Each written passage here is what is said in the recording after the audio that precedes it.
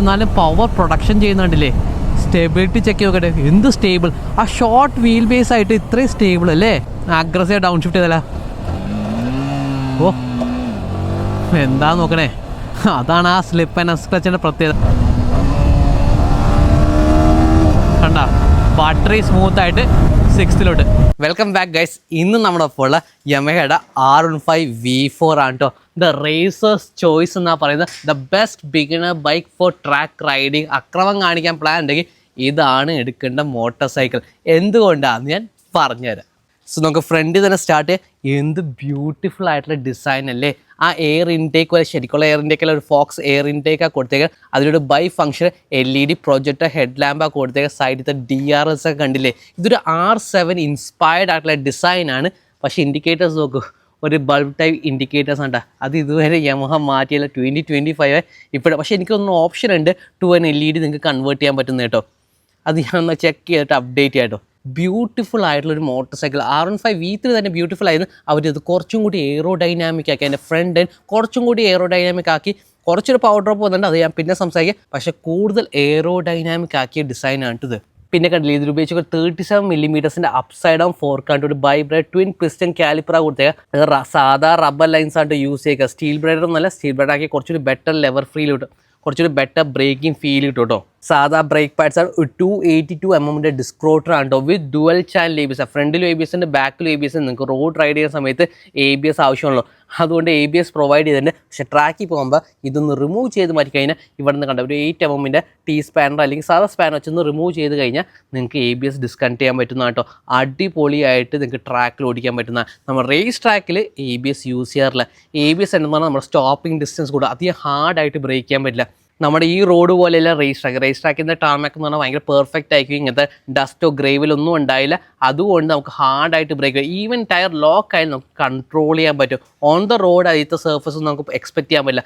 അതുകൊണ്ടാണ് dual channel ABS അല്ലെങ്കിൽ ABS for road motorcycle നല്ലതാണെന്ന് പറയുന്നത്. ഫോർ ദ റേസ് ട്രാക്ക് നമുക്ക് ഏറ്റവും കുറവ് സ്റ്റോപ്പിംഗ് ഡിസ്റ്റൻസാണ് വേണ്ട. അതിനാണ് നമ്മൾ ABS ഡിസ്കണക്ട് ചെയ്യുന്നത് കേട്ടോ. കൊള്ളാം അല്ലേ.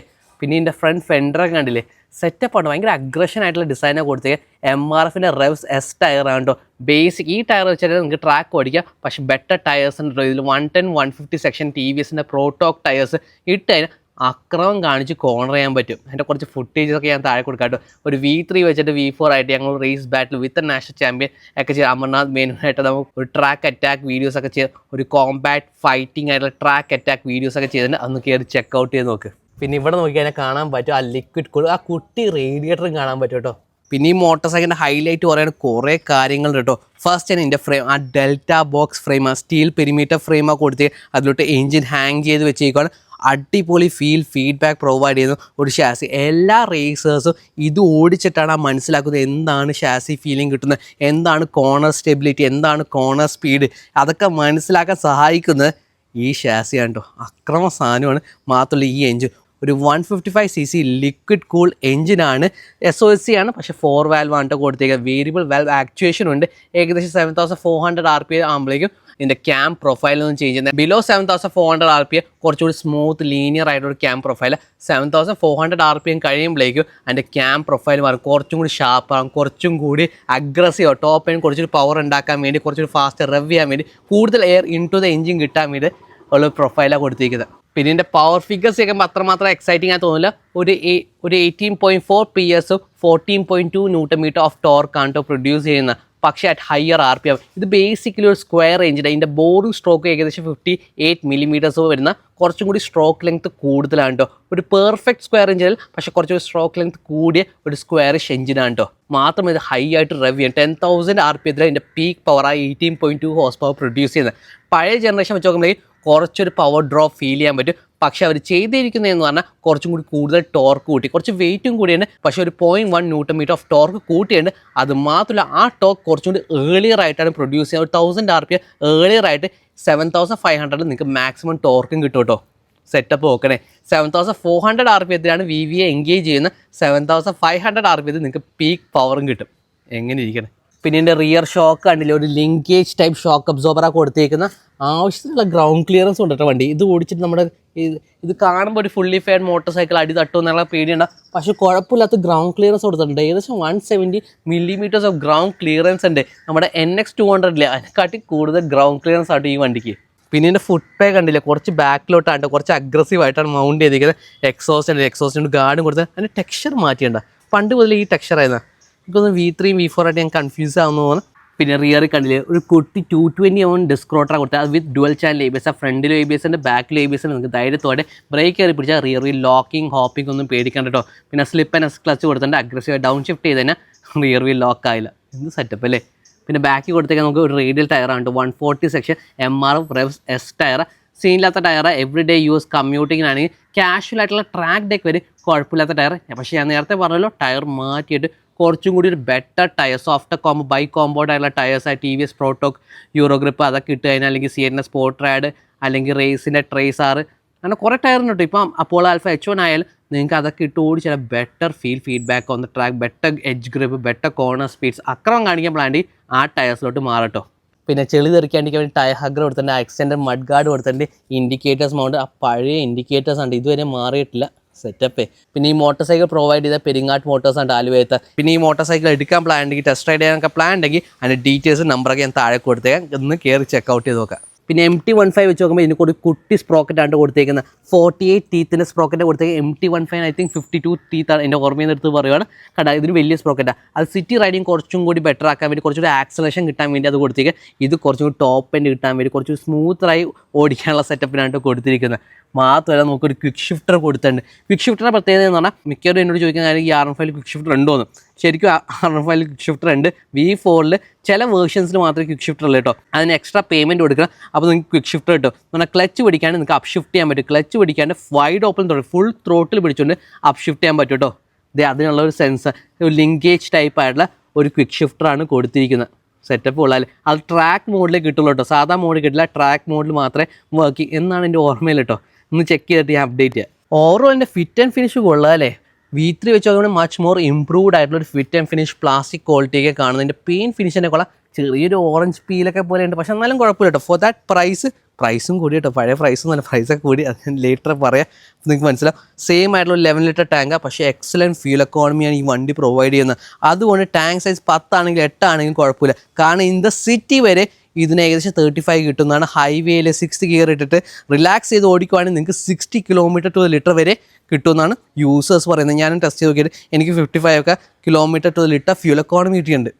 അതെന്ന് പറഞ്ഞാൽ ഒരു 11 ലിറ്റർ ടാങ്കാണ് നിങ്ങൾക്ക് ഏകദേശം ക്ലോസ് ടു 500-600 കിലോമീറ്റർ റേഞ്ചാണ് ഈ വണ്ടി പ്രൊവൈഡ് ചെയ്യുന്നത്. പിന്നെ യമഹയുടെ ഈ എഞ്ചിൻ എന്ന് പറഞ്ഞാൽ നല്ല റിഫൈൻഡ് ആണ്, സ്മൂത്ത് ആണ്, റിലയബിളും കൂടി ആയതുകൊണ്ട് നിങ്ങൾക്ക് ഇത് വെച്ച് ട്രാവൽ ചെയ്യാൻ പറ്റും. പക്ഷേ നോട്ട് ദ മോസ്റ്റ് കംഫർട്ടബിൾ. അത് എന്തുകൊണ്ടാണ് ഞാൻ ഇരുന്നിട്ട് കാണിച്ചത് കേട്ടോ. പിന്നെ നമുക്ക് കണ്ടില്ല, 4 ഇഞ്ച് ആയിട്ടുള്ള LCD ഡിസ്പ്ലേ ആണ് കൊടുത്തിരിക്കുന്നത്. കൊള്ളാട്ടോ. ഇപ്പോൾ ട്രാക്ഷൻ കൺട്രോളും കൊടുത്തിട്ടുണ്ട്. എന്ന് പറഞ്ഞാൽ നിങ്ങൾ ഒരു സ്ലിപ്പറി സർഫസിലൊക്കെ സഡനായിട്ട് ഫുൾ ത്രോട്ടിലൊക്കെ കൊടുക്കുകയാണെങ്കിൽ, അങ്ങനെ ചെയ്യാറില്ല, അങ്ങനെ ചെയ്ത് പോയി കഴിഞ്ഞാൽ power to the rear cut ചെയ്യും കേട്ടോ. റിയർ സ്ലിപ്പാണ്ട് സ്ലൈഡാണ്ട് പോകാനൊക്കെ ഇത് സഹായിക്കുന്നതാണ്. കണ്ടോ, ഇപ്പോൾ ട്രാക്ക് മോഡിൽ നിങ്ങൾക്ക് ക്വിക്ക് ഷിഫ്റ്റ് കിട്ടും. അങ്ങനെ പറയാൻ പറ്റാപ്പോൾ ഇവിടെയാണ് കൺട്രോൾ ചെയ്യണം. കണ്ടോ, ഇപ്പോൾ ട്രാക്ക് മോഡിൽ ഇട്ടേക്കുക. Average traction control on off ഒക്കെ വയ്ക്കാം. ബാറ്ററി വോൾട്ടേജ് ആണെങ്കിൽ, കൂളിംഗ് ടെമ്പറേച്ചർ ആണെങ്കിൽ രണ്ടെന്നേക്ക് വെച്ചാൽ ട്രാക്ക് മോഡ്. കൊള്ളാട്ടോ. ആ ടാക്കോമീറ്റർ കണ്ട ഫ്രം 6000 RPM മുതലാണ് കാണിക്കുക. ചെറിയ RPM ഒന്നും കാണിക്കില്ല കേട്ടോ. കണ്ട 6000. ഈ വണ്ടി എന്ന് പറഞ്ഞാൽ ബിലോ 3000 4000 ആ വലിയ പവർ. ആ 4000 മുതലാണ് ആ പവർ സ്റ്റാർട്ട് ചെയ്യുന്നത്. പിന്നെ 7400 വീണ്ടും ഒരു പീക്ക് പവർ കിട്ടും. എന്നിട്ട് 7500 RPM പീക്ക് ടോർക്ക് കിട്ടുന്നത്. അപ്പോൾ ആ റെവ് റേഞ്ച് നിങ്ങൾ കൈ കൊടുത്ത് ഓടിക്കുവാണെങ്കിൽ ഇതിൻ്റെ ഫീലിംഗ് കിട്ടുള്ളൂ. അതെവിടെ കിട്ടുന്നത്? ഓൺ ദ റേസ് ട്രാക്ക് കിട്ടും. നമ്മൾ റോഡിൽ അങ്ങനെ അക്രമം കാണിക്കുക, ചിലർ കാണിക്കാറുണ്ട്, പക്ഷെ അങ്ങനെ കാണിക്കരുത്. ഓൺ ദ റേസ് ട്രാക്ക് പോയിട്ട് ഈ വണ്ടി എക്സ്പീരിയൻസ് ചെയ്യാം കേട്ടോ. അപ്പോഴാണ് ഇതിൻ്റെ ട്രൂ പൊട്ടൻഷ്യൽ. ഈ ഡെൽറ്റ ബോക്സ് ആണെങ്കിൽ ഇതിൻ്റെ ഷോർട്ടർ വീൽ ബേസ്, അത് ഞാൻ പറയാം, അത് ഞാൻ കാണിച്ചത് നിങ്ങൾക്ക് ജസ്റ്റ് വിഷ്വലി തന്നെ നോക്കുമ്പോൾ കാണാൻ പറ്റും. ഇതിൻ്റെ വീൽ ബേസ് നോക്ക് എന്ത് കൂട്ടി. ആ ഫ്രണ്ട് ആക്സൽ റിയർ ആക്സലിൻ്റെ ലെങ്ത്തിൻ്റെ ഡിസ്റ്റൻസ് നോക്ക്. ഷോർട്ടാക്കിയാണ് വെച്ചിരിക്കുന്നത് കേട്ടോ. അത്രയും ഷോർട്ടായി കഴിഞ്ഞാൽ അതിന് ഹൈവേയിലൊക്കെ ഓടിക്കുമ്പോൾ സ്റ്റെബിലിറ്റി എഫക്റ്റ് ചെയ്യുന്നു. അത്രയും ഷോർട്ടർ വീൽ ബേസ് ആയി. പക്ഷേ അതിൻ്റെ അഡ്വാൻറ്റേജ് ഭയങ്കര left to right direction changes അടിപൊളിയാവും കേട്ടോ. യമഹയുടെ ഒരു brilliant calculation of the chassis, rake ആംഗിളും അതേപോലെ ആ വീൽ ബേസ് സെലക്ഷൻ കൊടുത്തിരിക്കുന്നതെന്ന് പറഞ്ഞാൽ നല്ല ഹാൻഡ്ലിങ്ങാണ്, നല്ല സ്റ്റെബിലിറ്റിയാണ്, മാത്രം അത്രയും ഹൈ സ്പീഡിൽ ഇൻറ്റു ആ കോർണർ എൻ്റർ ചെയ്യാൻ പറ്റുന്ന ഒരു മോട്ടോർ സൈക്കിളും കൂടിയാണ്. പിന്നെ അപ്പോൾ അപ്സൈഡ് ഓഫ് ഫോർക്കാ കൊടുക്കുന്ന പഴയ V3 നോർമൽ ടെലിസ്കോപ്പിക് ആയത് കുറച്ച് വലിയ ടെലിസ്കോപ്പിക് ഫോർക്കാ കൊടുത്ത. പക്ഷേ ഇതിൻ്റെ അഡ്വാൻറ്റേജ് എന്ന് പറഞ്ഞാൽ കോർണറൊക്കെ എടുക്കാൻ ബെറ്റർ ഫ്രണ്ട് ആൻഡ് ഫീലിംഗ് കിട്ടും. V3 അത്ര ഹയർ സ്പീഡിൽ കോർണർ എടുക്കുമ്പോൾ എനിക്ക് കിട്ടിയ പ്രശ്നം ഫ്രണ്ട് ഇങ്ങനെ വെട്ടർ പോലത്തെ ഫീൽ, അത്ര സ്റ്റേബിൾ ആയിരുന്നു. ഇത് ബെറ്റർ ഫീലിംഗ് മാത്രം നല്ല ടയർ ഇട്ട് ഓടിക്കുമ്പോൾ നല്ല കോൺഫിഡൻസും കിട്ടും ഇത് പുഷ് ചെയ്യാൻ. പിന്നെ ഞാൻ ഇത് ഓടിച്ചിട്ട് ഇത് ഞാൻ കുറേ ഓൾറെഡി ഓടിച്ച, എന്നാലും ഞാൻ അവസാനം ഡീറ്റെയിൽസ് ഞാൻ എൻ്റെ കമ്പാരിസൺ V3 vs V4 പറയാട്ടോ. സോ ഒന്ന് ഇരുന്നും കൂടി കാണിച്ചു തരാം. എന്താ നോക്കണേ, എൻ്റെ സീറ്റായിട്ട് വരുന്നത് പറഞ്ഞാൽ 815 mm ഉണ്ട്. ഞാൻ 5'8", എനിക്കിത് ഈസിലി ഫ്ലാറ്റ് ഫുട്ട് ചെയ്യാൻ പറ്റുന്നുണ്ട്. പിന്നെ എൻ്റെ എർഗണോമിക്സ് ഫ്രണ്ടിലോട്ട് ഇതേ കിടന്ന് ഓടിക്കണം. ഒരു സൂപ്പർ സ്പോർട്ട് ലെവലൊന്നുമല്ല, എന്നാലും പക്ഷേ ഫ്രണ്ടിലോട്ട് ലീൻഡാണ് കേട്ടോ. പഴയ V3 ഓൾമോസ്റ്റ് സിമിലർ, പക്ഷേ എനിക്ക് തോന്നുന്നു V4 കുറച്ചും കൂടി അഗ്രസീവാണ്. കാരണം എന്ന് പറഞ്ഞാൽ ഇതിൻ്റെ ടോപ്പ് ലൈറ്റിൻ്റെ അടിയിൽ നിന്നാണ് കണ്ടില്ലേ ഈ ക്ലിപ്പോ മൗണ്ട് ചെയ്ത് വരുന്നത്. അടിയിൽ നിന്നാണ് മൗണ്ട് ചെയ്ത് വരുന്നത്. നേരത്തെ ടോപ്പ് ലൈറ്റിൻ്റെ മുകളിലെ ടോപ്പ് ലൈറ്റിൻ്റെ ആ ലെവലിൽ തന്നെയാണ് ക്ലിപ്പോ വന്നുകൊണ്ടിരുന്നത്. ഇത് നോക്കുക അടിയിൽ നിന്നാണ്ട് വരുന്നത്, അതുകൊണ്ട് നോക്ക്. പക്ഷേ അടിയിൽ നിന്നാണെങ്കിൽ കുറച്ച് റേസ്റ്റ് ആയിട്ട് ഇങ്ങനെ പൊക്കി വെച്ചിട്ട് ആ ക്ലിപ്പോൺ വരുന്നത്. റേസ്റ്റ് ക്ലിപ്പോൺസ് എന്നാണ് പറയുന്നത്. കൊള്ളാലേ, ആ പൊസിഷൻ നോക്കുകയാണെങ്കിൽ ഇങ്ങനെ കിടന്ന് എന്നിട്ട് ഫുള്ള് ചരിഞ്ഞ് എന്നിട്ട് ഫുൾ ലീൻ ചെയ്ത് നമ്മുടെ ഹെൽമെറ്റിൻ്റെ ചിഹ്നമില്ലേ അതിവിടെ റെസ്റ്റ് ചെയ്യാൻ വേണ്ടി ഇവിടെ ഡിപ്പും കൊടുത്തിട്ടുണ്ട്. കണ്ടില്ലേ, ഇത് അക്രം കാണിച്ച് ടക്കിങ് ചെയ്ത് അതിൻ്റെ ഉള്ളിൽ കൂടി നോക്കി ടോപ്പ് സ്പീഡ് അടിച്ചുകൊണ്ട് ഓൺ ദ റേസ് ട്രാക്ക് ആണ്. റോട്ടിലത്തെ കാര്യമില്ല, ട്രാക്കിൽ അക്രമം കാണിക്കാനുള്ള ഒരു മോട്ടോർ സൈക്കിളാണ്. അപ്പോൾ ഇവിടെ പാസ് സ്വിച്ച് കൊടുത്താൽ സ്വിച്ച് ഗിയർ കുഴപ്പമില്ലാത്ത ക്വാളിറ്റിയാണ്. സ്വിച്ച് ഗിയർ വലിയ പ്രശ്നമൊന്നും കേട്ടോ, അത്ര ഹൈ എൻഡ് ക്വാളിറ്റി ഒന്നുമില്ല, എന്നാലും much better than the V3. Hazard of ആകട്ടെ. പിന്നെ കിൽ സ്വിച്ച് ആണ്, ഇൻ്റഗ്രേറ്റഡ് കിൽ സ്വിച്ചാണ്.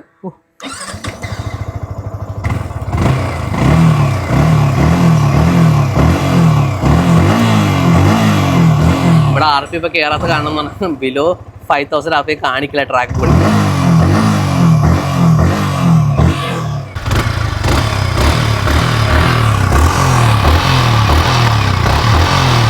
ചെറിയൊരു വിസ്ലിംഗ് കേട്ടാ, സിംഗിൾസ് എയർ ഇൻടേക്കിൻ്റെ ശബ്ദമാണ്, ഒരു സ്വീറ്റ് വൈനിങ് ശബ്ദം കേൾക്കാം. എന്ത് സ്മൂത്താണ്, ചെറിയൊരു വൈബ്രേഷൻ ഫെയറിങ്ങിനൊക്കെ ഉണ്ട്, ചെറിയ പൊടിക്ക് വൈബ്രേഷൻ, പക്ഷേ റൈഡ് ചെയ്യുന്ന സമയത്ത് ഒന്നും അറിയില്ല കേട്ടോ. അത്രയ്ക്ക് സ്മൂത്ത് സ്വീറ്റ് ആയിട്ടുള്ള റിഫൈൻഡ് സിംഗിൾ സിലിണ്ടർ ആ 155cc അടിപൊളി ടോപ്പ് എൻഡ് അടിക്കുന്ന ഒരു ഇൻക്രെഡിബിൾ ഹാൻഡ്ലിംഗ് ആയിട്ടുള്ള മോട്ടോർ സൈക്കിളാണ്. കൊള്ളാലേ. ഹെഡ് നോയ്സ് ഒന്നുമില്ല കേട്ടോ. അതാണ് ഈ യമഹ എഞ്ചിനീയർ. ഓവർ ടൈം യമഹയുടെ കുറച്ച് ക്വാളിറ്റിയൊക്കെ ഡ്രോപ്പ് ആയെന്ന് കുറേ പേര് പറയും. പക്ഷേ ഈ വണ്ടി ഓൺ ദ റേസ് ട്രാക്ക് ഓടിക്കുമ്പോഴേക്ക് അത് കംപ്ലീറ്റ് മാറും, ആ പേഴ്സ്പെക്റ്റീവ് മാറും. അതാണ് ഇത് ഓടുന്ന potential, full limit of a motorcycle. It's always fun to ride a slow bike fast than a fast bike slow. അതിൻ്റെ ഒരു പ്രൈം എക്സാമ്പിളാണ് ഇത് യമഹ R15 V4 കേട്ടോ. കൊള്ളാമല്ലേ. ഇപ്പോൾ പ്രൈസും കൂടിയുണ്ട്. ഇതിൻ്റെ പ്രൈസ് വരുന്ന 1.9 lakhs എക്സ്ഷോറും കൊച്ചി കേട്ടോ. പ്രൈസ് കൂടി ഓൺ റോഡ് ഏകദേശം 2.3 lakhs ഒക്കെ ഇതിൻ്റെ പ്രൈസ് ഉണ്ട്. പല വേരിയൻ്റ് ഉണ്ട്, R15 M എഡിഷൻ ഉണ്ട്, കാർബൺ ഫൈബർ എഡിഷൻ ഉണ്ട്, അങ്ങനെ MotoGP എഡിഷൻ ഉണ്ട്, അങ്ങനെ ആ വേരിയൻ്റൊക്കെ കൂടും. പക്ഷേ in my opinion this white looks really good കേട്ടോ. സെറ്റപ്പ് അല്ലേ, let's take it for ride. ഓഹോ, R15 V4 കേട്ടോ. മോട്ടോ 0 to 60 4.4 seconds ആണ് കേട്ടോ. 0 to 100 നമ്മൾ ട്രാക്കിൽ ടെസ്റ്റ് ചെയ്തപ്പോൾ ഏകദേശം ഐ തിങ്ക് 12-13 സെക്കൻഡ്സിലാണ് 0 to 100 എത്തിയത്. ഈ NX 200 ഫാസ്റ്ററാണ് കേട്ടോ. നമ്മൾ ഈയിടയ്ക്ക് ടെസ്റ്റ് ചെയ്ത വണ്ടി അതാ, അതുകൊണ്ടാണ് കമ്പാരിസൺ പറയുന്നത് കേട്ടോ. ഒരു കുട്ടി 155cc liquid cool engine, high performance high compression എഞ്ചിനാണ് കേട്ടോ. എന്നിട്ട് നോക്കി SOC DOHC ഒന്നുമല്ല, പക്ഷെ എന്നാലും പവർ പ്രൊഡക്ഷൻ ചെയ്യുന്നുണ്ടല്ലേ. സ്റ്റെബിലിറ്റി ചെക്ക് ചെയ്ത് നോക്കട്ടെ, എന്ത് സ്റ്റേബിൾ. ആ ഷോർട്ട് വീൽ ബേസ് ആയിട്ട് ഇത്രയും സ്റ്റേബിൾ അല്ലേ. അഗ്രസീവ് ഡൗൺ ഷിഫ്റ്റ് ചെയ്തല്ല. ഓ എന്താ നോക്കണേ, അതാണ് ആ സ്ലിപ്പ് ആൻഡ് സ്ക്രച്ചിൻ്റെ പ്രത്യേകത. ക്ലച്ച് ലെവറിന് ലൈറ്റാണ്, അതുകൊണ്ട് aggressive down shift rear wheel ലോക്കിങ്ങോ ഹോപ്പിങ്ങോ ഒന്നുമില്ല. സ്മൂത്ത് വണ്ടി, മൊത്തത്തിൽ സ്മൂത്താണ് കേട്ടോ. ഇത് V3 സ്മൂത്ത്. ഇപ്പോൾ പുതിയ BS6 അല്ലേ, 2025 മോഡലാണ്. എന്ത് സ്മൂത്താണ് നോക്ക്, ഒഴുകിയാണ് പോകുന്നത്.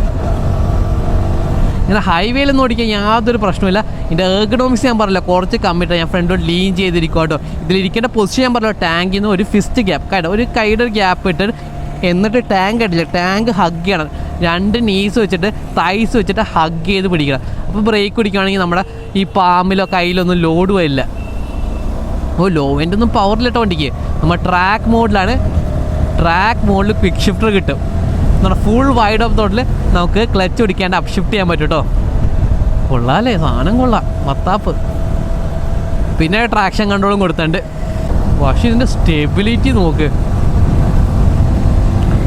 ടക്കിൻ ചെയ്യുമ്പോഴുള്ള കോൺഫിഡൻസേ, എയർ കട്ട് ചെയ്ത് പോവാ. ഇത് പഴയ V3നെക്കാട്ടി കുറച്ചുകൂടി എയറോ ഡൈനാമിക് ആയിട്ടോ.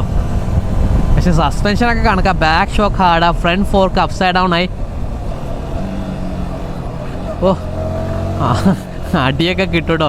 സീറ്റിന് ഒട്ടും പാഡിങ് ഇല്ലാത്ത സീറ്റാണ്. കുറച്ച് ഓടിച്ച് കഴിയുമ്പോൾ തന്നെ ചന്തിക്കൊക്കെ നല്ല വേദന എടുക്കും കേട്ടോ. ഇത് സ്ക്രീം ചെയ്യണം. ഞാൻ പറഞ്ഞില്ല, 7400 RPM VVA വരുന്നത്. ഒട്ടിക്ക് VVA വന്ന് പവർ മാറി പറക്കുന്നു. ബ്രേക്സ് പിടിക്കും നല്ല ഉണ്ട്. Dual channel ABS. ഫ്രണ്ട് പിടിച്ചാലും ബാക്ക് പിടിച്ചാലും നിങ്ങൾക്ക് സ്പീഡ് എഫക്റ്റീവ്ലി കുറയ്ക്കാനും പറ്റും. ആ ഫ്രണ്ട് വീൽ റിയർ വീൽ ലോക്കാണ്, പേടിയും വേണ്ട. കൊള്ളാട്ടോ. പക്ഷെ ഞാൻ പറഞ്ഞില്ലേ, ബാക്ക് ഷോക്ക് ഭയങ്കര ഹാർഡാണ്. ഇങ്ങനത്തെ നമ്മുടെ പൊട്ടിപ്പൊളിഞ്ഞ കേരള റോഡിന് പറ്റില്ല കേട്ടോ. അതിനും ബെറ്റർ വണ്ടി MT-15 ആണ്. ഇത് നോക്കൂ, ഹാർഡാണ്. നടുവിനൊക്കെ ഒരു വേദന എടുത്ത് തുടങ്ങി. ആകെ ഒരു 10 കിലോമീറ്റർ ആയിട്ട് ഓടിച്ചിട്ട് അപ്പോൾ തന്നെ നടുവേദന എടുത്ത് തുടങ്ങി കേട്ടോ.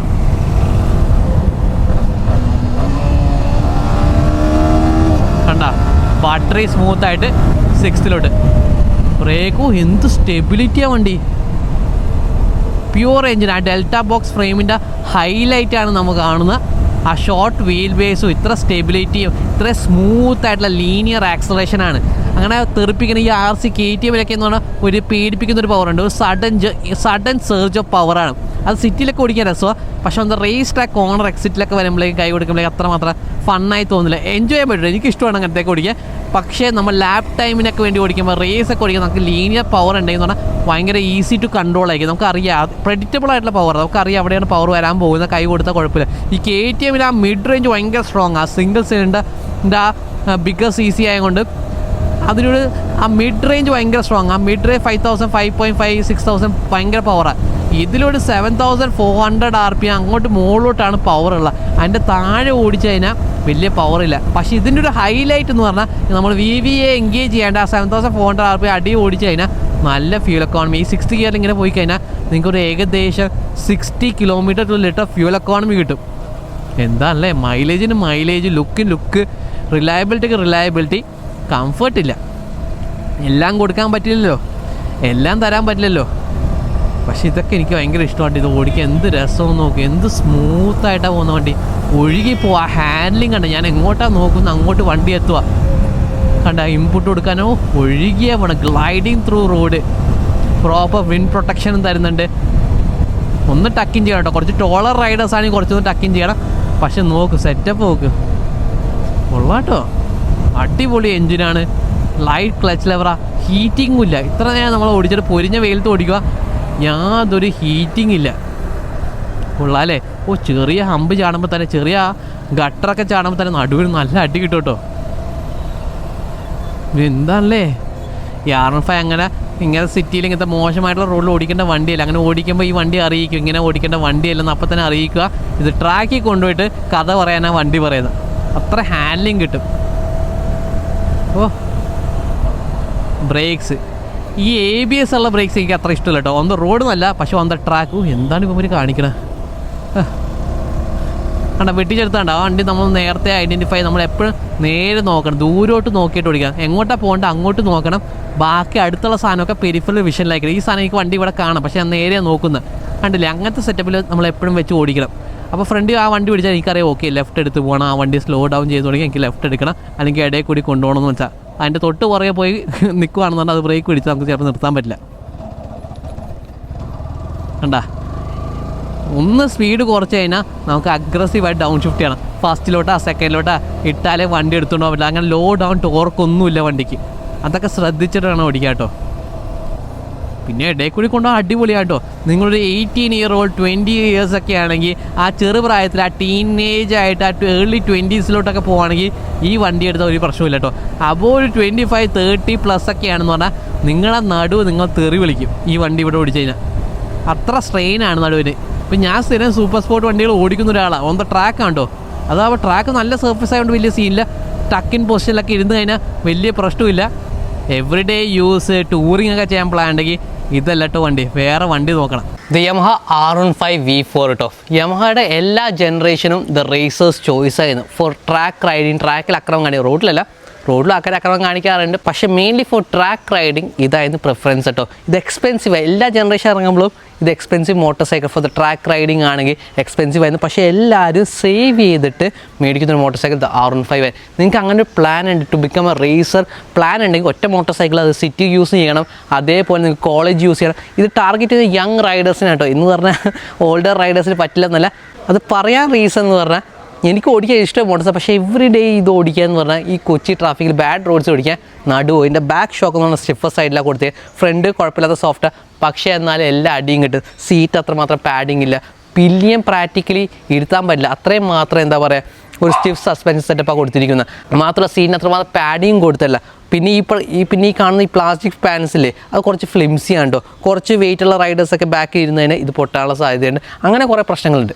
അതല്ലാണ്ട് ഇതൊരു brilliant motorcycle for the race ട്രാക്കാണ്. അതാണ് ഈ വണ്ടിയുടെ ഹൈലൈറ്റ്. പിന്നെ ഈ യമഹ ഈ മോട്ടോർ സൈക്കിൾ എല്ലാ കൺട്രിയിലും ലോഞ്ച് ചെയ്യാനുള്ള ഉദ്ദേശം എന്ന് പറഞ്ഞാൽ ഇത് റോഡിൽ ഓടിക്കുക അങ്ങനത്തെ ഒരു വണ്ടിയല്ല. ഫോർ ട്രാക്ക് റൈഡിങ് ആണെങ്കിൽ ബിഗിനേഴ്സിന് ഒരു ട്രാക്ക് എൻട്രി കൊടുക്കാനുള്ള ഒരു ബിഗിനർ ട്രാക്ക് മോട്ടോർ സൈക്കിളാണ് കേട്ടോ. അപ്പോൾ ഞാൻ വീണ്ടും പറയുന്ന പോയിന്റ് എന്ന് പറഞ്ഞാൽ ഇപ്പോൾ ഇഫ് യു ആർ ഓൾഡ് ഒരു അബോവ് 30 ഉള്ള ഒരാൾക്ക് ഓടിക്കാൻ പ്ലാൻ ഉണ്ടെന്ന് പറഞ്ഞാൽ ഈ മോട്ടോർ സൈക്കിൾ അത്രയും കംഫർട്ടബിൾ അല്ല. കുറച്ച് കാലം കഴിയുമ്പോഴേക്ക് നമുക്ക് നടക്കും. ഇപ്പോൾ ഈ മോട്ടോർ സൈക്കിൾ ഞാൻ പണ്ട് വെൻ ഐ വാസ് 25, 26 ഒക്കെ ഞാൻ ട്രാക്കിൽ ഓടിച്ച് V3 ഓടിച്ചിരുന്ന സമയത്ത് V3, V2 ഒക്കെ ഓടിച്ചിരുന്ന സമയത്ത് എനിക്കിതൊരു പ്രശ്നം തോന്നില്ല. പക്ഷേ ഇപ്പോൾ ആഫ്റ്റർ 30 മോട്ടോർ സൈക്കിൾ റീവിസിറ്റ് ചെയ്ത് ഓടിക്കുമ്പോൾ എനിക്ക് മനസ്സിലായി എൻ്റെ നടുവ് ഇപ്പോൾ ഹാപ്പി അല്ല with the suspension on the motor cycle seat. ഇപ്പോഴാണ് എനിക്ക് മനസ്സിലാവുന്നത് സീറ്റ് ഇത്രയും പാഡിങ് ഉള്ളതില്ല. പണ്ടൊക്കെ എന്ന് പറഞ്ഞാൽ സീറ്റ് ഉണ്ട്.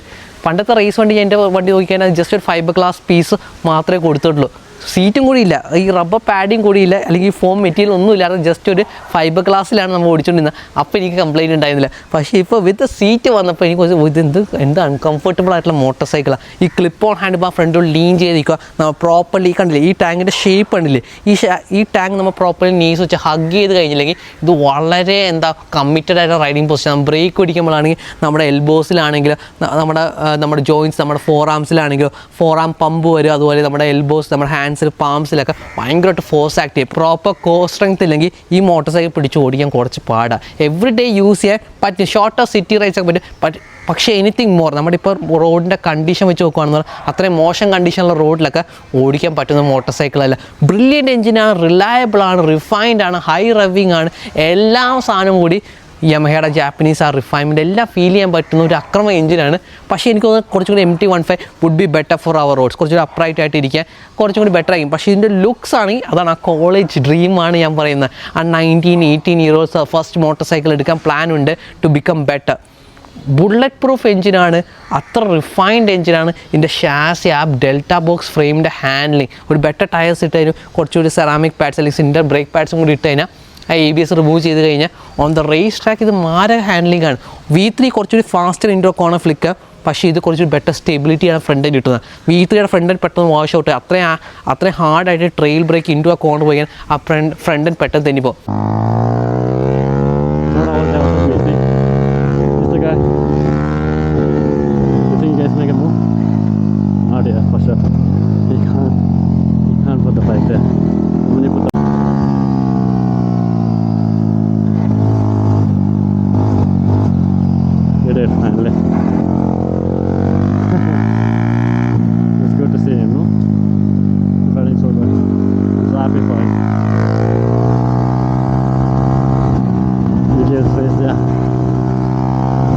Improved a lot since last year I met him for the first time. The basic key is more track time on the track, because you go on and off and come back and again you start from the red one. But look how smooth he is riding now. ഞാൻ R15 ഞാൻ MRF S tyre ഇട്ട് അങ്ങനെ കുറേ കാശ്, പക്ഷേ പെട്ട tyre ഇട്ടപ്പോൾ V3 കുറച്ചുകൂടി സ്റ്റേബിൾ ആയിട്ടുള്ള ഫീലിംഗ് കിട്ടിയത്. കുറച്ചും കൂടി ലോവർ ടയർ പ്രഷറിൽ റൺ ചെയ്തപ്പോൾ എനിക്ക് V3 അത്ര പ്രശ്നം തോന്നിയില്ല. പക്ഷേ V4 even with this tyre, ഇതിൻ്റെ സ്റ്റോക്ക് വരുന്ന ടയറിൽ നല്ല ഹാൻഡ്ലിംഗ് എനിക്ക് ഓഫർ ചെയ്തിരിക്കുന്നു. ഞാൻ track Kari Motor Speedway MMRT കോസ്റ്റിൽ ഓടിച്ചിട്ടുണ്ട്. കോസ്റ്റിൽ R3 കുറേ ഓടിച്ചിട്ടുണ്ട്, V3 V4 ഓടിച്ചിട്ടില്ല കേട്ടോ. കോസ്റ്റിലും കൂടി ഓടിച്ച് ഞാൻ വേണമെങ്കിൽ ഒരു പ്ലാൻ ഉണ്ട്. ഈ വണ്ടി തിരിച്ച് ഓടിച്ചപ്പോൾ എനിക്കൊരു ആഗ്രഹം വന്ന ഒരു യൂസ്ഡ് ആയിട്ടുള്ള അല്ലെങ്കിൽ ഒരു അബ്യൂസ്ഡ് ആയിട്ടുള്ള V3 എടുത്ത് പണിത് സെറ്റാക്കി എടുക്കാനുള്ള ഒരു പ്ലാൻ. അത് ഗുഡ് പ്ലാൻ അല്ലേ? ഒരു പ്രോജക്റ്റ് മോട്ടോർ സൈക്കിൾ ഒരു 150cc ഒരു ട്രാക്ക് ബൈക്കും കൂടി ബിൽഡ്. ഇപ്പോൾ കുറേ ട്രാക്ക് ബൈക്ക് എടുത്തപ്പോൾ ട്രാക്കിൽ പോയി ഓടിക്കുന്നത്. നമ്മൾ എല്ലാ തവണയും പുതിയ മോട്ടോർ സൈക്കിൾ ടെസ്റ്റ് ചെയ്യാൻ കിട്ടുമ്പോൾ ആ വണ്ടികളെ നമ്മൾ ട്രാക്കിൽ കൂടുതൽ ടെസ്റ്റ് ചെയ്യുന്നത്. അതുകൊണ്ട് നമ്മളിപ്പോൾ ഉള്ള മോട്ടോർ സൈക്കിൾ ഓടിക്കാൻ സമയം കിട്ടുന്നില്ല. എല്ലാ കുറേ ട്രാക്ക് വണ്ടിയെല്ലാം നമ്മൾ Duke project super moto build ചെയ്ത് വെച്ചിട്ട് RC3 പണിത് വെച്ചിട്ട് ഇന്ന് ഓടിക്കാനുള്ള സമയം കിട്ടുന്നില്ല. എന്താണല്ലേ, എന്തൊക്കെ പ്രോബ്ലംസാണ് നോക്ക്. പക്ഷേ coming back to the point, ഇത് ബ്രില്യൻറ്റ് മോട്ടോർ സൈക്കിളാണ്. പക്ഷേ it's not for everyone. It looks good, handles brilliant ആണ്, നല്ല ഫ്യൂൽ എക്കോണമി, നല്ല ടോപ്പ് എൻഡ് ആണ്. ആ ലോ എൻഡ് ആക്സലേഷൻ, ആ ലോ എൻഡ് ഗ്രണ്ട് ഇല്ല വണ്ടിക്ക്. അപ്പോൾ സിറ്റി യൂസ് ചെയ്യാൻ നമ്മൾ ഭയങ്കരമായിട്ട് റവ് ചെയ്ത് ഓടിക്കേണ്ടി വരും. അത്രയും മാത്രം എന്താ പറയുക, you won't enjoy it in the city. Hard traffic ബ്ലോക്കിലൊക്കെ ഓടിക്കാൻ അത്രമാത്രം എൻജോയ്മെൻ്റ് ഇല്ല. ഈ 18-year-olds 20-year-23 ആണ് മനസ്സിലായില്ല. ഇത് ഞാൻ പറയുന്ന ഒരു മിഡിൽ ഏജ് 30+ വരുമ്പോഴാണ് ഇത് മനസ്സിലായി. അങ്ങനത്തെ ഒരു പ്രാക്ടിക്കൽ മോട്ടോർ സൈക്കിളല്ല, പ്രാക്ടിക്കാലിറ്റി ഇല്ല. ഫ്യൂൽ എക്കോണമി കിട്ടുമോ? ഫ്യൂൽ എക്കോണമി ഡെഫിനറ്റ്ലി ഈ കാറ്റഗറി മോട്ടോർ സൈക്കിൾ ഏറ്റവും കൂടുതൽ ഫ്യൂൽ എക്കോണമി പ്രൊവൈഡ് ചെയ്യുന്ന മോട്ടോർ സൈക്കിളായിരിക്കും. ആൻഡ് റിലയബിലിറ്റി ഒക്കെ ഇതിന് കൂടുതലാണ്. പക്ഷേ ഇതൊട്ടും കംഫർട്ടബിൾ. MT-15 കുറച്ചുകൂടി ബെറ്റർ ആയിരിക്കും കേട്ടോ, കുറച്ചുകൂടി ബെറ്റർ ആവും ഡെഫിനറ്റ്ലി. കുറച്ചുകൂടി അപ്രൈറ്റ് പൊസിഷൻ കിട്ടുമ്പോഴേക്കും എന്ന് പറഞ്ഞാൽ എൻ്റെ സസ്പെൻഷൻ അത്ര സെറ്റപ്പ് ഒന്നുമല്ല. പക്ഷേ എന്നാലും നിങ്ങൾക്കൊരു beautiful engine, good handling motor cycle ഇത് MT-15 ആയിരിക്കും കുറച്ചുകൂടി ബെറ്റർ. In my opinion. നിങ്ങൾക്ക് സിറ്റി റൈഡിങ് ടൂറിങ് ഒക്കെ പ്ലാൻ ഉണ്ടെങ്കിൽ അതായിരിക്കും കുറച്ചുകൂടി ബെറ്റർ ബിഗിനർ മോട്ടോർ സൈക്കിൾ. പക്ഷേ നിങ്ങൾക്ക് ട്രാക്ക് ഓടിക്കാൻ പ്ലാൻ ഉണ്ട്, അക്രമം പ്രോപ്പറായിട്ട് നിങ്ങൾക്ക് റേസർ ആകാൻ പ്ലാൻ ഉണ്ടെങ്കിൽ ഒന്നും നോക്കി. ഇപ്പോൾ തന്നെ പ്ലാൻ ഇല്ല, റേസിംഗ് ആകാൻ പ്ലാൻ ഇല്ല. പക്ഷേ ഫ്യൂച്ചറിലൊക്കെ എപ്പോഴെങ്കിലും എനിക്കൊരു റേസറാണ്, വാലന്റീനോ റോസിയുടെ പടമൊക്കെ കണ്ട് എപ്പോഴെങ്കിലും മാർക്കസിനെ കണ്ടിട്ട് ആഗ്രഹമുണ്ട്, അവിടെ ഒപ്പം ഒന്ന് മീറ്റ് ചെയ്യാൻ ആഗ്രഹം ഉണ്ടെങ്കിൽ ഇതാണ് to way. This is the way to go, the right way, the right choice എപ്പോഴും R15. വേറെ കുറേ മോട്ടോർ സൈക്കിളിൻ്റെ RC200 ഒക്കെ ഉണ്ട്, പക്ഷേ റിലയബിലിറ്റി ഇഷ്യൂസാണ്. ഇതിൻ്റെ അത്ര ഹാൻഡ്ലിംഗ് ഇല്ല. ഇത് ഐ തിങ്ക് RC200 കാട്ടി ഫാസ്റ്റ് ടൈം R15 V4 ആയി ഡെലിവർ ചെയ്യുന്നുണ്ട് on the race track. On bigger race definitely R15 V4 ആണ് കുറച്ചൊരു ബെറ്റർ ഹാൻഡ്ലിംഗ് എനിക്ക് കിട്ടുന്നത്. പുതിയ RC200 ഞാൻ അങ്ങനെ റേസ് ട്രാക്കിൽ ഓടിച്ചിട്ടുണ്ട്. പക്ഷേ എന്നാലും കമ്പയറിങ് വിത്ത് V3 ആയിട്ട് അങ്ങനെ പുഷ് ചെയ്ത് ഞാൻ ഓടിച്ചിട്ടില്ല. I think the newer RC200 may slight ആയിട്ടൊരു അഡ്വാൻറ്റേജ് കിട്ടാം. പക്ഷേ അഗെയിൻ ഐ തിങ്ക് എൻ്റെ ഒപ്പീനിയൻ വെച്ച് നോക്കുവാണെങ്കിൽ the V4 would be better. കാരണം റിലയബിലിറ്റിയാണ്. നമുക്ക് റേസ് ട്രാക്കിൽ ഓടിക്കുമ്പോൾ എപ്പോഴും റെഡ് ലൈൻ ചെയ്താൽ ഷിഫ്റ്റ് ചെയ്യുന്നത്, അങ്ങനെ അക്രമം കാണിച്ച് ഓടിക്കുമ്പോഴേക്കും KTM engines are not reliable. അങ്ങനെ അബ്യൂസ് ചെയ്യുമ്പോൾ അത്ര റിലയബിൾ. അവിടെയാണ് ഈ ജാപ്പനീസ്. ആ V3 ഒക്കെ ഞാൻ കുറച്ച് ഫുട്ടേജ് അത്രയും ഞാൻ അബ്യൂസ് ചെയ്ത് ഓടിച്ച മോട്ടോർ സൈക്കിളാണ്. ഇനി എൻ്റെ ഒരു കഥയുണ്ട്, ഞാൻ പറഞ്ഞില്ലേ ഞാൻ റേസിങ് നിർത്തിയൊരു കഥയുണ്ട്. ഞാൻ എൻ്റെ പീക്ക് ഫിറ്റ്നസ്, ഞാൻ ഇപ്പോൾ തടിയൊക്കെ വെച്ചു, 32 ഇയേഴ്സായി, കല്യാണം കഴിഞ്ഞു, കുട്ടിയായി, അങ്ങനെയൊക്കെ വരുമ്പോൾ ഞാൻ റിട്ടയർഡ് ആയിട്ട് ഇപ്പോൾ കുറച്ച് ഹാപ്പി ആയിട്ടൊക്കെ ഭക്ഷണമൊക്കെ ജീവിക്കും. പക്ഷേ പണ്ടൊരു കാലം ഉണ്ടായിരുന്നു, അക്രമത്തിൻ്റെ ഒരു കാലം ഉണ്ടായിരുന്നു.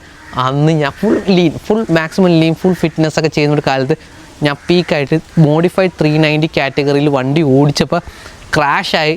അത്രയും എൻ്റെ റിസ്റ്റ് ഒടിഞ്ഞു, എൻ്റെ ഇവിടുത്തെ തള്ളവേലിൽ ഇവിടെ നിന്ന് വിട്ടു വന്നു, ഈ കയ്യിൽ നിന്ന് അറ്റാച്ച് ചെയ്ത് വിട്ടു വന്നു. പല്ലൊക്കെ കണ്ടില്ലേ, പല്ലൊന്നും പ്രോപ്പർ ഷേപ്പ് എല്ലാം പൊട്ടിയതാണ്, പല്ലെല്ലാം പൊട്ടി, ജോ ക്രാക്കായി, ACL MCL ടയർ, എന്തൊക്കെ ഇഞ്ചുറി. ഇതിന് ക്ലാവിക്കൽ എന്ന് പറയാൻ, ഇതിൻ്റെ പേര്, ഈ ബോണിൻ്റെ പേര് ക്ലാവിക്കലാണെന്ന് ഞാൻ അന്നാ പഠിച്ചത്. കാരണം ഇത് ഒടിയും, ഇത് എപ്പോഴും ക്രാഷ് ചെയ്യുമ്പോൾ രണ്ടും ഒടിഞ്ഞതാണ്. അത്രയും ഇഞ്ചുറി സംഭവിച്ചപ്പോൾ ഞാൻ വിചാരിച്ചു ഓക്കെ 150+. ഞാൻ ഫുട്ടേജ് ഇവിടെ ഇടാം, അപ്പോൾ നിങ്ങൾക്ക് മനസ്സിലായി സിവിയാരിറ്റി ഓഫ് ദാറ്റ് ക്രാഷ്. അത്ര ഇമ്പാക്റ്റ് ക്രാഷ് ചെയ്ത് ഞാൻ നിർത്തി, മതി.